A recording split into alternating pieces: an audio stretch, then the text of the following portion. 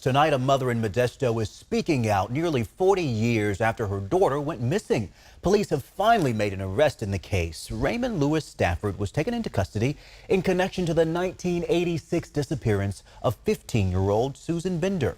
He was arrested by deputies in Texas and is waiting to be sent back to California to stand trial. ABC 10's Garshpal Sangha joins us in studio tonight after speaking with Bender's mom. Yeah, Chris and Laura, for Patricia Chupco, she had all the suspicions all along about the man police eventually arrested. Now, court documents highlight new details about the disappearance and where the 15-year-old's body could be buried.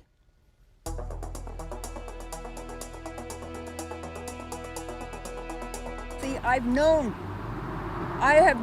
right from the start when my daughter came up missing, I have known that he killed her.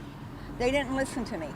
Patricia Diane Chupco says that thought has lived with her for the past 37 years.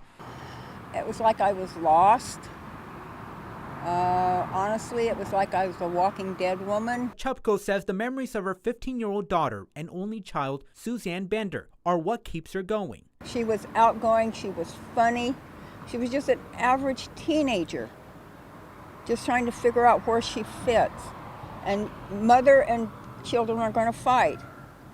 And Ray got to talking to her, and he took that fight out of her.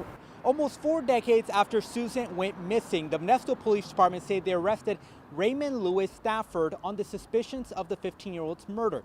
Susan was last seen at the Modesto Greyhound station. He didn't have to kill her. He didn't have to kill her. Court documents show Chupco worked for Stafford for a few days back in 1985. It also shows she admitted to dating Stafford on a few occasions. Documents also revealed while Susan was at the bus stop, instead, she got into a green van. That van was later connected back to Stafford. Court documents also detail Stafford allegedly confessing to a former employee about murdering a woman and burying her body near Yosemite National Park. Chupco says this arrest has lifted a dark cloud from her shoulders. And I kept telling them, why didn't they do this 37 years ago? And they still haven't given me an answer. Now, Chupco isn't looking forward to how the process will play out, but she just wants her daughter's body found.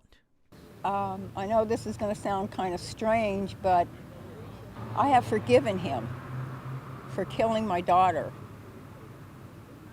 I really have, because I wouldn't want to carry that with me for the rest of my life.